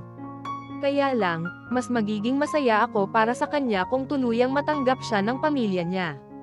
Alam mo Beatrix, Maswerte pa rin ako dahil may trusted friend akong gaya mo. Hindi ko man pwedeng ay parada ang ganda ko sa madla, pero malaking bagay na nakilala ko kayo ni Honey. You both helped me a lot, nakangiting sabi ni George. Huwag kang maging emotera ngayon, Georgina. Bukas na pagkatapos ng party. Idinaan ko na lang sa biro ang lahat, dahil baka bigla na namang maging madrama ang kaibigan ko. Hindi madali ang itago ang real identity sa pamilya natin, kaya naiintindihan ko si George. Sa harap ng isang 5-star hotel dito sa Global City sa Taguig ako dinala ni George. Maraming nagkalat na mamahalin at magarang sasakyan ang nakita ko, at hindi may kakaila ang yaman at mataas na antas sa buhay ng mga taong narito, dahil obviously, pananamit pa lang nang nakita kong pumasok sa lobby ay malayo na ang difference sa pamumuhay ko. Easy ka lang Beatrix. Kapag may bruha kang nakita, pakitaan mo ng mga pangil mo, para matakot sa iyo, bulong ni George nang bumaba ako ng sasakyan at ibigay sa akin ang braso niya para sabay kaming pumasok sa loob ng hotel. Natawa tuloy ako at nahampa ng kamay sa braso ang nakangising kaibigan ko. Gaga, umayos ka, Georgina. Huwag kung ano-ano ang pinagsasabi mo at baka kapag ganyan ang marinig ko sa loob habang umiinom ng tubig, mabugan ko sa mukha ang mga bruhang sinasabi mo. Natawa naman si George. Alam kong nakatulong sa emosyon niya ang burwan naming dalawa, at kahit paano ay nabawasan ang tensyon na nararamdaman niya sa mga oras na ito. Ramdam ko kasi nagamaan ang aura niya habang naglalakad kasabay ako. Taas noong pumasok kami sa loob ng lobby kung saan marami na palang mga bisita, kasama ang taong may madilim na aura habang nakatingin sa amin ng kasama ko. Hindi ko inaasahang makikita mismo ng dalawang mga mata ko dito si Sir Russell. Lihim na natigilan tuloy ako at hindi nagawang ihakbang ang mga paa ko, habang nag-iisip kung ano ang kaugnayan niya sa pamilya ni George. Ang awkward sa pakiramdam na narito rin pala sa birthday celebration ng lolo ni George si Sir Russell na nakita kong matigas ang ekspresyon ng mukha na nakatingin sa akin, tapos nagpapanggap pa akong girlfriend ng kaibigan ko. Okay ka lang ba Beatrix? Mahinang tanong ni George na bumaling sa akin. Oo, hindi mapakali na sagot ko, habang sinusuyod ng mga mata ang buong venue. Bigla na lang kasing nawala ang lalaking hinahanap ko. Hindi na tuloy ako sigurado kung tama ba talaga ang nakita ng mga mata ko. May bumati sa amin ni George, nalingat lang ako, nawala na siya nang muling sumulyap ako sa lugar kung saan ko siya unang nakita. Mukhang dinadaya ako ng paningin ko. Siguro ay dahil kahit isang buwan ko na siyang hindi nakikita ay parang kahapon lang nang huli kaming magkita ni Sir Russell. Baka kamukha lang, mahina at babulong-bulong na sabi ko sa sarili ko. Sinong kamukha, Beatrix? Tanong ni George na narinig rin pala ang sinabi ko. Si Lee Min-ho. Nabasa ko kasi sa balita na narito daw siya sa Pilipinas kaya ang akala ko, siya ang nakita ko, pilyang sagot ko. Ninisihan ako ng katabi ko at hinatak para pumasok sa venue. Masyado nang maraming nakapila sa kanya Beatrix. Huwag ka nang sumali. Ayon nga sa mga sismosa, kasal na raw siya ngayon. Nabasa ko kanina. Trending na nga. Heto pa, alam mo ba, secret wedding daw, pabulong na sagot na sabi ni George na mas updated pa sa akin sa mga showbiz balita. Maraming tao dito sa venue, pero kaming dalawa ng kasama ko ay walang pakialam sa paligid na nakabungis-ngis at pinag-uusapan namin ang tungkol sa sikat na K-pop superstar. Ang sweet nyo namang dalawa. Bagay na bagay talaga kayo, sabi sa amin ng maganda at sophisticated na babaeng lumapit sa amin. Napangiti ako nang makilala siya. Agad na inalis ko ang pagkakahawak ng kamay ko sa braso ni George at nagmano sa mommy niya. Nice meeting you po ulit, tita, natutuwang bati ko. Ako rin, hiha. Natutuwa ako at pumunta kayong dalawa dito, sabi ng mommy ni George. Come, puntahan natin si daddy. Kanina pa kayo hinihintay. Nagkatinginan kami ni George. Palihim na pinisil ko ang braso niya, dahil ramdam ko kung paano nanginginig ang kaibigan ko. Mukhang nakakaramdam na naman siya ng takot sa lolo niyang kinatatakutan talaga niya ng sobra. Mabilis na inilapit ko ang mukha ko sa kanya at mamulong. Hindi magandang sign ang nakikita kong sobrang tensyon ang kaibigan ko sa paghaharap nila ng lolo niya. Kumalma ka muna, Georgina, mahinang bulong ko. Paano ako kakalma? Papasok na tayo sa kumukulong lava ng Bulkan Beatrix. Kapag nagkamali tayo, sure todes agad ako kay Grandpa, mahinang sagot rin ng kasama ko. Lakasan mo lang ang loob mo. Isipin mo ang mamanahin mo, para huwag kang kabahan, pagpapalakas ko sa loob ng kasama ko. Dahil sa sinabi ko, napangiti si George.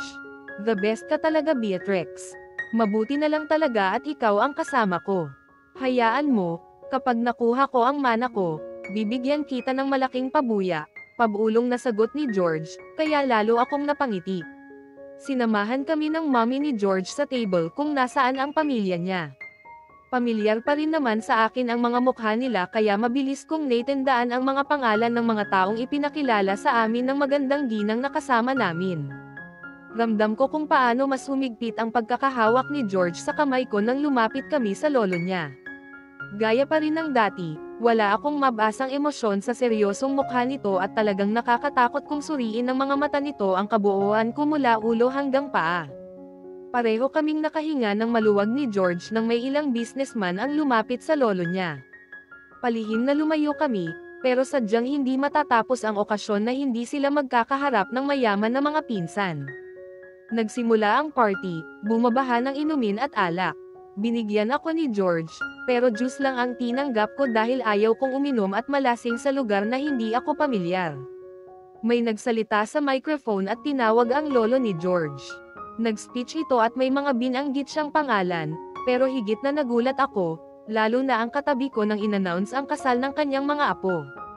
Kung sino sa dalawang lalaking apo ko ang mauunang magpakasal at makapagbibigay sa akin ng apo ay siyang magiging tagapagmana ko at susunod na presidente ng corporation ng aking pamilya.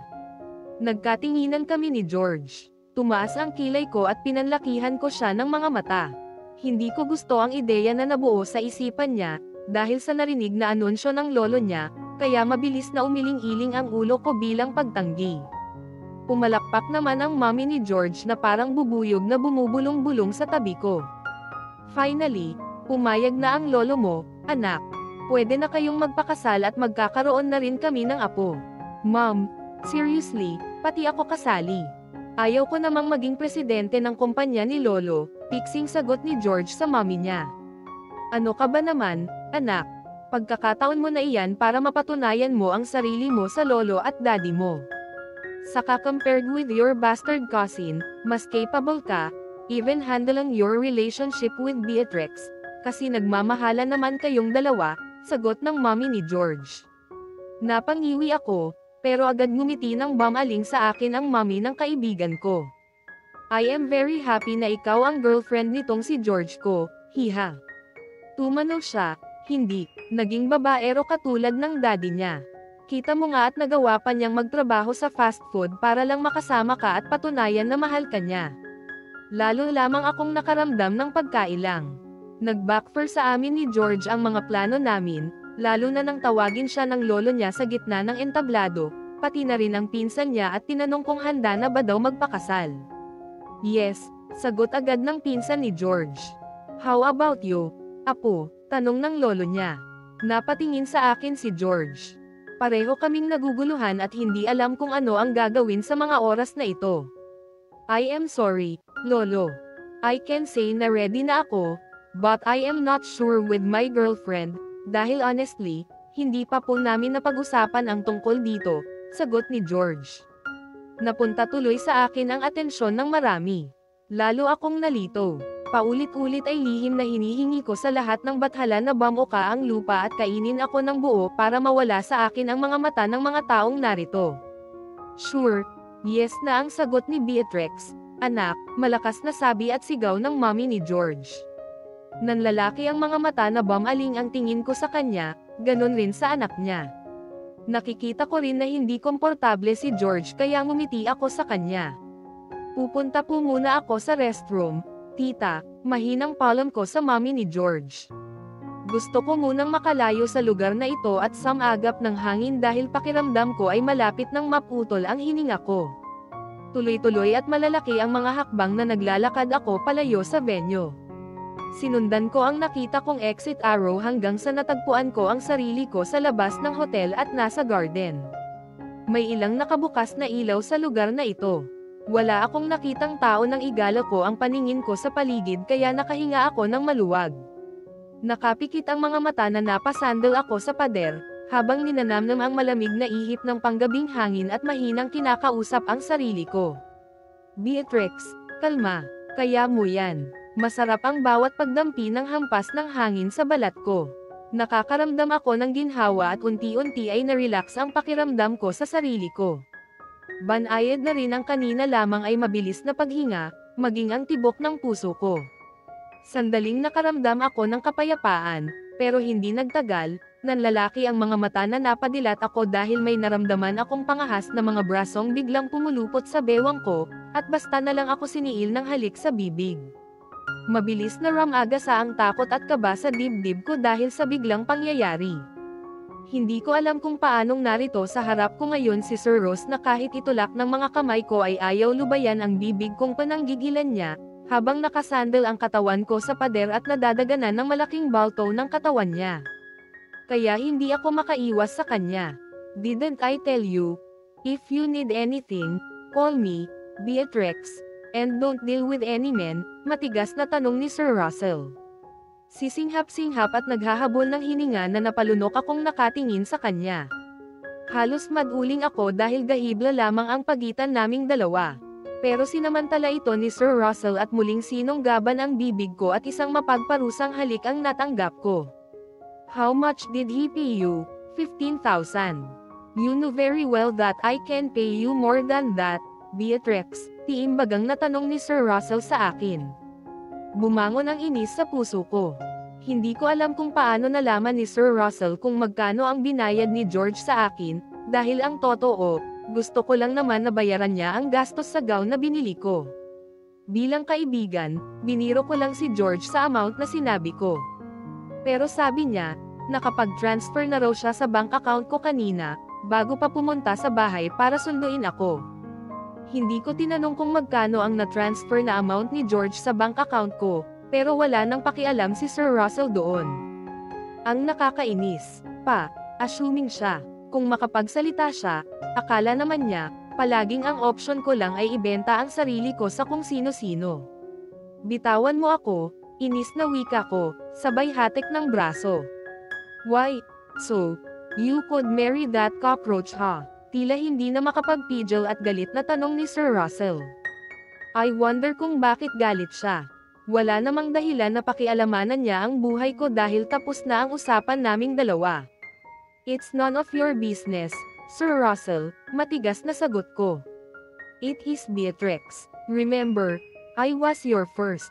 I am the one who satisfied your desires count. I have licked every inch of your body. And you couldn't deny that you like it, sabi ni Sir Russell na ngumisi sa harap ko. Nag-iwas ako ng tingin nang hawakan niya ang pisngi ko at tinitigan ako. Una pa lang, you're already mine, Beatrix. I had marked you as mine, and you couldn't do anything about it. You belong to me and no one else.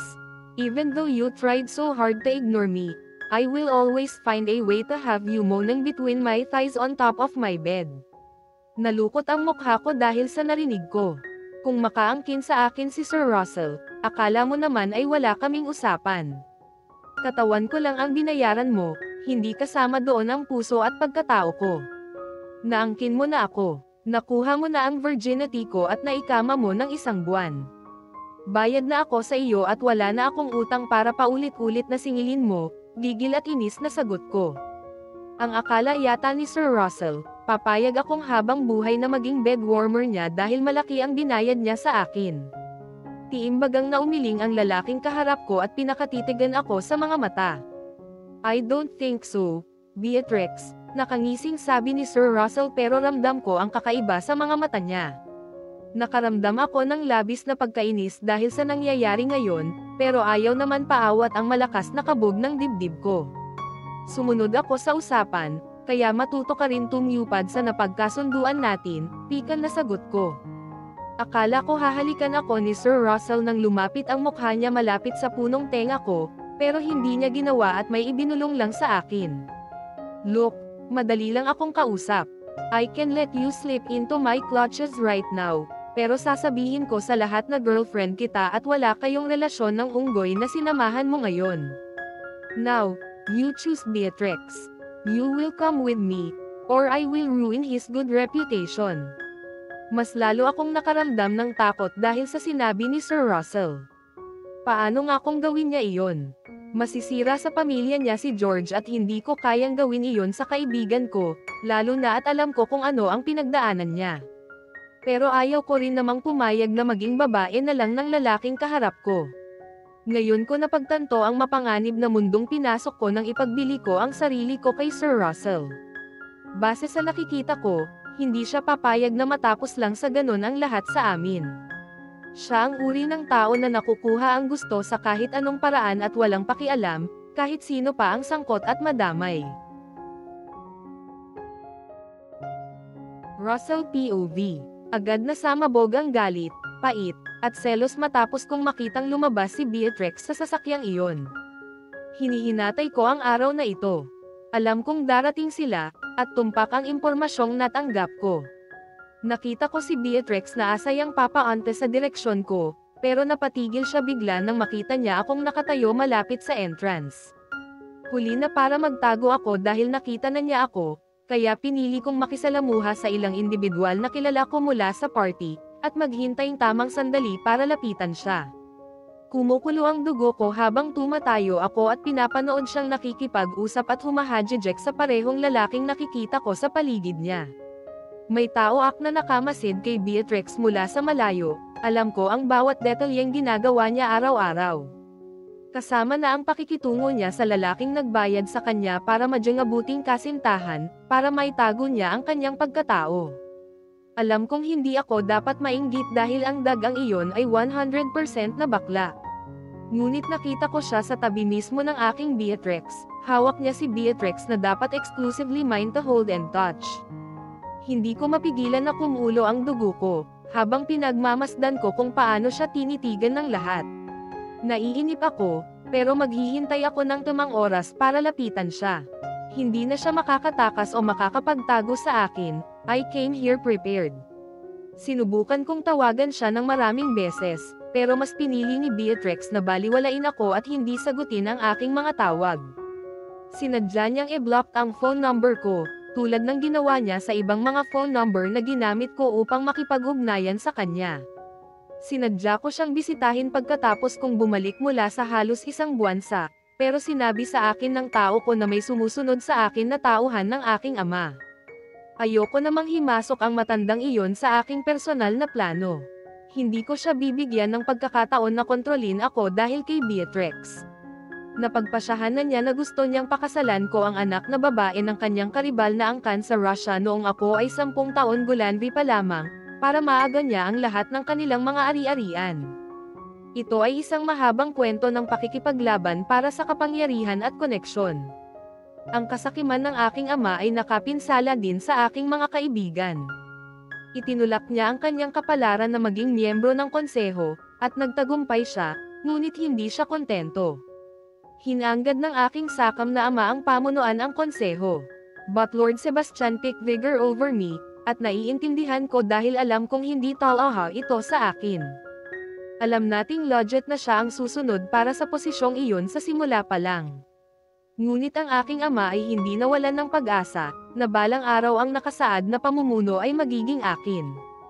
Kahit alam naming dalawa na impossible. Ako ay abala sa aking pag-iisip nang marinig ko ang malakas na boses ng isang lalaki na nagbabalita ng pangalan ng taong nagdiriwang ng kanyang kaarawan ngayong gabi. At ngayon, mga binibini, let's welcome the founder of Brillantes Mining and Corporations. Our birthday celebrant, Don Anthony Gregorio. Isang malakas na palakpakan ang biglang narinig sa buong venue. Pero wala sa gitna ang atensyon ko, kung saan lahat ng mga bisita ay nakatingin sa matandang kumuha ng microphone at nagsimulang magsalita, na biglang nakakihan ng atensyon ko. I am aware na gusto ng matanda na makasal agad ang dalawang apo niya. Alam ko kung ano ang susunod na mangyayari sa pagitan ng dalawang tao na pinagmamasdan ko nang pumasok silang dalawa sa lugar na ito. Sa aking mga makamandag na mata na pinagmamasdan ang bawat hakbang nila. Gusto kong ilayo si Beatrix sa lugar na ito. Matapos marinig na sa wakas ay tinanggap na ni Beatrix na pakasalan ang isa sa apo ni Don Anthony Gregorio, nasa punto ako na ng pagpapakawala ng aking galit. Sa wakas, nagkaroon na ako ng pagkakataon na makausap si Beatrix, ngunit hindi nangyari ang mga bagay-bagay tulad ng naplano. Hindi niya ako pinansin, at tinanggihan muli ang aking alok. Kaya ginamit ko ang aking alas, pinagbantaan ko siya. Ngayon sabihin mo sa akin. Gagawin mo ba ang sinabi ko, o ang iyong mahal na kaibigang bakla ay magdurusa sa mga kahihinatnan ng aking galit? Hindi siya sumagot. Tinitigan niya ako ng may galit sa singkit niyang mga mata. Ang sama mo, galit na sabi ni Beatrix. Ano ba ang problema mo, Russell? Tapos na ang usapan natin, tumupad ako sa napagkasunduan, pero ikaw hindi. Pinaikit ni Beatrix ang kanyang mga mata at itinikom ang kanyang mapupulang lips. Sinaman niya ako ng tingin habang pilit akong itinutulak. Iwanan mo akong mag-isa, Sir Russell. Bakit mo ba ako ginugulo ngayon?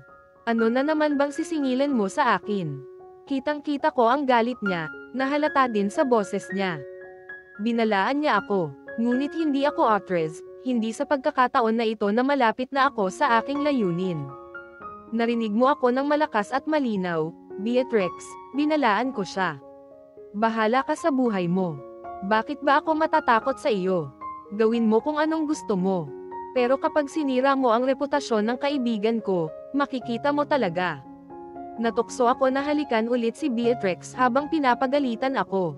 Napakasarap niyang tignan sa aking mga mata kaya gusto ko siyang lumunin ngayon, lalo na ang napakarilag niyang lips. Na gusto kong matikman tuwing may pagkakataon. Hindi ko napigilan ang sarili kong halikan ang kanyang napakagandang lips. Inakbayan ko ang kanyang maliit na bewang at hinawakan siya palapit sa akin. Sa isang iglap, natagpuan ko ang aking sarili na hinahalikan si Beatrix ng may pananabik. Nilapatan ang malalambot niyang bibig ng matatamis na halik na noon pa man ay paulit-ulit kong gustong tikman. Gusto kong habarin ang lahat ng kanyang damit, gawin siyang akin muli, at pasayahin siya ulit. Namiss ko siya. At sa tuwing magkakaroon ako ng pagkakataon, kikilos ako tulad ng gusto niya sa akin. Ako ay ganap na adik sa kanya. Isang maliit na ungol ang kumawala sa kanyang lalamunan, napangiti ako. Gusto ko kung paano siya tumugon, na gusto ko siyang habaran dito, ngayon din. I was so engrossed with. Ano ba, baka may makakita sa atin dito. Bulong ni Beatrix pagkatapos ko siyang halikan. Nilabanan ko ang pilyong ngisi na sumilay sa aking bibig nang pumulupot sa aking leeg ang mga braso ni Beatrix. Habang matamis na tumutugon sa bawat halik na pinagsasaluhan namin. Pagkatapos, pumunta tayo sa aking lugar, bumulong ako malapit sa kanyang tainga. Pagkatapos ay dahan-daw ang kinagat ang kanyang tainga, na nagdulot ng banayad na buntong hininga mula sa aking minamahal. Na aking hinalikan. Mapusok ko siyang hinalikan na para bang buong buhay ko ang nakasalalay dito. Dahil sa kanya, dahan-dahan akong nawawala sa katinoan. Maybe I'd already lost it. Baka hanapin ako ni George at ng family niya, Russell. Sabi ko, gagamit lang ako ng comfort room, sagot ni Beatrix sabay iwas ng tingin sa akin. Tawagan mo siya at sabihing uuwi ka na. Kinuha ni Russell ang cellphone niya sa loob ng pouch bag at iniabot agad kay Beatrix. Pero, gawin mo Beatrix, naiinip kong utos. Nagpakawala siya ng nanginginig na buntong hininga nang kunin niya ang cellphone niya sa kamay ko. At humingi ng malalim at pinandilatan ako ng buong gulat. Nasisiguro ko na hindi niya inaasahan na mangyayari ito. Nawawala na ako ng pasensya dito. Nang makita ko si Beatrix na nakangiti kasama ang lalaking iyon, gusto kong sunugin ang napakagandang lugar na ito. Masyadong mahaba ang isang buwan para hintayin ko siyang makita muli. Mapalad siya na naobliga ako ng aking ama na lumipad pabalik sa Russia pagkatapos ko siyang ihatid sa bahay nila sa huling pagkakataon na. Kasama niya ako sa aking cabin sa Tagaytay. I was only there for a few weeks. Ngunit ang aking ulo ay puno pa rin ng lahat ng mga madamdaming alaala na ibinahagi ko sa kanya. Parang isang taon na simula nang huli ko siyang makita, wala akong ideya kung ano ang nangyari sa akin. Masyado akong naiinis sa kanya, hindi ko mapigilan ang sarili ko na makita si Beatrix. Kahit alam ko ang panganib na mapalapit sa kanya. Kung hindi dahil sa panghihimasok ng tatay ko, sigurado akong wala siya ngayon, dahil hindi naman dito nababagay si Beatrix. Kahit na anong mangyari, hindi siya magpapakasal sa ipis na iyon. Hindi ako papayag na mangyari iyon, and I mean it. Beatrix POV. Mabuti na lang at agad na dumating si George nang tawagan ko. Nagpalipat-lipat ang mga tingin niya sa amin ni Sir Russell, na hindi na naman may pinta ang mukha at matalim kong nakatitig sa lumapit sa amin na kaibigan ko. Beatrix, may kasama ka pala dito. Sino siya? Mahinang sabi at tanong ni George nang makalapit sa akin. Napatingin ako kay Sir Russell nang bigla na lang ay kabigin niya ako papunta sa tabi niya, kaya para tuloy akong yakap niya habang nakapulupot ang mga braso sa bewang ko, kaharap ang nagulat rin na kaibigan ko. Oo, ano kasi, George, uuwi na ako. Awkward ang pakiramdam na sagot ko para magpaalam sa kanya. Teka, ano bang nangyari Beatrix? Naguguluhan na tanong ni George at palihim na sumulyap sa katabi ko. May emergency lang, pasensya ka na ha, nakangiwing sagot ko. Ilang ulit kong binigyan ng sign si George na huwag nang magtanong ng kung ano-ano, dahil hindi na talaga maganda ang hilatsa ng mukha ni Sir Russell na lalong humigpit pa ang pagkakapulupot ng matigas na braso sa bewang ko. Sige, pero pwede bang magpaalam muna tayo kay Mommy? Sure na hahanapin ka niya, tanong ng kaibigan ko. It's not necessary. Go and tell your mother that my fiancé doesn't like the idea of getting married to you and being part of your family, so she leaves the party. Masungit na single ng lalaking katabi ko na basta na lang sumabat sa usapan naming dalawa ng kaibigan ko. Dahil sa narinig ko ay biglang nalukot ang mukha ko at nagsalubong ang mga kilay ko. Talagang napipikon na ako sa ugali ni Sir Russell ngayon. Para siyang amo namin ni George kung utusan kaming dalawa na gawin ang gusto niya. Inis na inalis ko ang nakahawak na kamay niya sa bewang ko at humakbang palayo sa kanya. Hindi ganyan kasama ang ugali ko Russell, para umalis na lang bigla at hindi man lang nagpaalam sa kanila. Kung yan ang gusto mo, hindi ako sasama sa iyo. Nagpipigil na humakbang ako palapit sa kaibigan ko at niyayang bumalik na kami sa loob at iwan namin dito sa labas ang arroganting lalaking kaharap namin. Naiinis ako sa ginagawa niya, dahil parang hindi tao kung ituring niya ang kaibigan ko. Matigas ang ekspresyon ng mukha na hinarap ko ang nakasimangot na si Sir Russell. Narito ako dahil sinamahan ko siya. Tama lang na magpaalam muna ako sa pamilya ni George bago umalis, dahil ayaw kong mapahiya siya ng dahil sa akin. Hindi ako sinagot ni Sir Russell, pero mabilis na nakalapit siya sa amin ng kaibigan ko. Akala ko hahatakin niya ako palayo, pero napasinghap na lang ako habang nanlalaki ang mga mata nang makita kong hinatak niya ang kwelyo ng damit na suot ni George at ngayon ay may nakatutok pa na baril sa ulo. Huwag mong sayangin ang iyong lakas upang humingi ng awa, dahil maaari kitang patayin sa loob ng 1 minuto nang walang nakakapansin, at maaari kitang ilibing ng buhay kapag hinawakan mo muli ang girlfriend ko. Nagngangalit ang bagang na banta ni Sir Russell kay George. Beatrix, pigilan mo ito. Baka tuluyan nga ako ng boyfriend mo, hindi ko pa nakukuha ang kayamanan ko. Bakit kasi humawak ka pa sa akin? Nagseselos tuloy siya, paninisi na tanong ni George sa akin na nakapikit at lumabas ang pagiging bakla. Natatakot ako na baka kung ano ang gawin ni Sir Russell sa amin, kaya kahit nanginginig ang kamay ay hinatak ko ang braso niya. Para pigilan siya dahil nakikita kong namumutla na sa takot si George nang dahil sa kanya. Tama na, please, ibaba mo na ang baril mo, baka may makakita sa ginagawa mo, Russell, nang hihina na pakiusap ko. Pareho kaming nanginginig sa takot ni George, habang para namang mabangis na nilalang ang kaharap namin na handa kaming burahin sa mundo sa mga oras na ito. Pangalawang ulit ko nang nakitang may hawak na baril si Sir Russell at mukhang dala niya ito kahit saan siya magpunta. Lalo lamang tuloy akong nakaramdam ng takot sa kanya dahil sigurado naman ako na talagang hindi ko pa siya kilala. Gusto ko pang mabuhay ng matagal, Beatrix. Sumama ka na sa kanya, dali na, pagtataboy sa akin ni George. Balimbing rin talaga kung minsan itong kaibigan ko.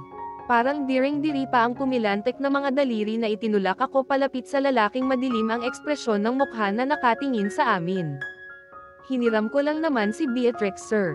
Alam mo na, Bading naman ako at para may kasama akong ipapakilala ko kay Lolo. Saka magkaibigan kaming dalawa. Shut up. Pareho kaming napatayo ng tuwid ni George nang marinig namin ang malakas na sigaw Sir Russell habang nagpapaliwanag siya. Ayoko nang makita kang muli sa tabi niya, o kung hindi, huhugutin ko ang lahat ng investment ko sa mining corporation ng lolo mo, at sinisiguro ko sa'yo, mawawala sa'yo at sa iyong pamilya ang lahat kung susubukan mong suwayan ako. Matigas na sabi ni Sir Russell kay George. Dahil sa nasaksihan ko ay nakaramdam ako ng lungkot, ibig sabihin lang nito ay hindi ko na pwedeng kausapin ulit si George dahil ayaw ni Sir Russell at pinagbawalan niyang lumapit ulit sa akin ang kaibigan ko. Helpless at nangingilid ang luha sa mga mata na tumango ako kay George nang tumingin siya sa akin. Hindi ko kayang magsalita ngayon dahil halo-halo ang emosyon na nararamdaman ko. Gusto kong umiyak dahil pakiramdam ko, kontrolado na ni Sir Russell ang buhay ko. Mawawalan ako ng isang mabuting kaibigan na kailangan kong layuan, dahil ito ang gusto niya at kailangan ko siyang sundin kahit ayaw ko. Nakakasama ng loob. Wala naman akong ginawang hindi niya nagustuhan noong mga panahong kasama ko pa siya, at sumunod naman ako sa napagkasunduan naming dalawa, kaya wala akong nakikitang dahilan para gawin niya ang ganito. Let's go, Beatrix, matigas na sabi sa akin ni Sir Russell. Hindi ako nagsalita, malungkot na tumango lang ako kay George na alam kong nag-aalala para sa akin. Pero gaya ko ay wala rin namang magawa kung hindi ang hayaan akong sumama kay Sir Russell, dahil alam niyang posibleng gumawa ng hindi maganda ang lalaking kasama ko kapag hindi ko sinunod ang gusto niya. Matapos tawagan ng arroganteng lalaking katabi ko ang kung sino, isang bagong-bago at itim na BMW ang pumarada sa harap namin. Mabilis na binuksan ni Sir Russell ang pinto ng kotse at sumakay sa backseat katabi ko. May driver pala siyang kasama, kaya wala rin akong ibang option kung hindi ang maupo katabi niya nang sumakay ako sa likuran ng sasakyan. Yumuko ako at hindi na nag-abalang kausapin ang katabi ko. Wala naman akong narinig na kung ano mula sa kanya. Para akong tuod na nakaupo at hindi man lang gumalaw kahit inabot ni Sir Russell ang kamay ko at hinawakan. Nakaramdam ako ng kakaibang init na damaloy mula sa magkadikit na mga balat namin ni Sir Russell. Hindi ko maipaliwanag kung ano ba ang totoong nararamdaman ko sa mga oras na ito, dahil masyadong magulo pa ang isip ko. Aaminin ko, affected ako sa presensya ni Sir Russell ngayong katabi ko siya. Pero hindi ko masabi kung dahil ba ito sa natatakot ako sa kanya. Pwede rin naman kasing nararamdaman ko ito dahil masama ang loob ko sa kanya ngayon dahil sa ginawa niya kanina. Sa kabilang bahagi ng isip ko, alam kong may iba pang dahilan na hindi ko pa kayang pangalanan sa ngayon. Dahilan para mabilis na magbago ang emosyon ko, pero ayaw ko munang mag-isip ng tungkol dito sa mga oras na ito, dahil pakiramdam ko, lalo lamang akong nakakaramdam ng panghihina. May time na pakiramdam ko ay okay naman kami ni Sir Russell. Pero kapag ganitong may ginawa siyang hindi maganda at nakikita ko ang pangit na side niya ay gusto ko na namang lumayo sa kanya. Ang akala ko ay sa penthouse niya kami pupunta, pero nagulat ako nang pumasok ang sasakyang sinasakyan namin ni Sir Russell sa mataas at malaking gate na may malawak na bakuran. Hindi na ako nag-abalang magtanong kay Sir Russell, dahil wala naman siyang pakialam talaga sa akin. Siya lang naman ang nasusunod kaya tahimik na nakaupo lamang ako sa tabi niya. Come, go down Beatrix, tawag sa akin ni Sir Russell nang makitang hindi ako kumilos. Hawak pa rin pala niya ang kanang kamay ko at wala akong ibang option kung hindi ang sumunod sa kanyang bumaba dahil pwede nga naman niya akong hatakin kung gugustuhin niya. Katulad sa bahay na pinuntahan namin sa Tagaytay, malaki rin ang bahay na pinagdalhan sa akin ni Sir Russell ngayon. May mga sumalubong rin sa kanyang tauhan, pero agad na naglumikot at gumala ang mga mata ko sa kabahayan. Sinundan ng paningin ko ang ilan sa mga nadatnan namin ditong kalalakihan sa paligid, dahil nakita kong mga armado pala sila. Dumating na ba si attorney? Tanong ni Sir Russell sa babaeng yumukod sa harap niya. Yes boss, nasa library na po, sagot ng babae. Akala ko ay may trabaho si Sir Russell, kaya posibleng maiwan ako sa sala. Pero para akong batang nakasunod sa kanya, maging nang pumasok sa loob ng isang elevator na meron pala sa loob ng bahay na ito. Base sa observation ko, mukhang pag-aari rin niya ang malaking bahay na ito. Isang patunay dito na iginagalang siya ng mga nakita kong tauhan na yumukod nang dumating kami. Kung busy ka, hihintayin na lang kita dito sa labas, sabi ko kay Sir Russell. Pumiksi ang braso ko at pilit hinahatak palayo sa kanya. No, come with me inside, seryosong sagot ng kasama ko, kaya sumama na lang ako sa loob at nadatnan namin ang isang may edad at kagalang-galang na lalaking pormal ang kasuotan, at sa tingin ko ay between 40 to 45 years old na naghihintay. Good evening boss, bati agad nito sa kasama ko at pagkatapos ay pormal na binati ako. Are all the documents ready? Walang kenja-tingiti na tanong agad ng katabi ko. Yes boss, sabay kaming umupo ni Sir Russell sa sofa, kaharap ang abogadong kausap niya. Saglit na binitiwan ng katabi ko ang hawak na kamay ko at inabot ang puting folder na may lamang mga papeles. Nakalagay po lahat dyan ang mga terms and condition na sinabi mo, boss. Ready at naka-attach na rin po pati na ang certificate. Shut up. I have my own eyes to read, masungit na singgal ni Sir Russell sa kausap na abogado. Napaka-arrogant talaga ni Sir Russell ngayon. Lahat na lang ay nakakatikim ng init ng ulo niya. Kawawa naman ang mga taong nakaranas nito dahil ako mismo, naranasan ko ang pagiging masungit ng lalaking kasama ko. Dahil hindi naman ako interested sa kung anong dahilan kaya narito kami ni Sir Russell, kaya iginala ko na lang ang paningin ko sa buong silid.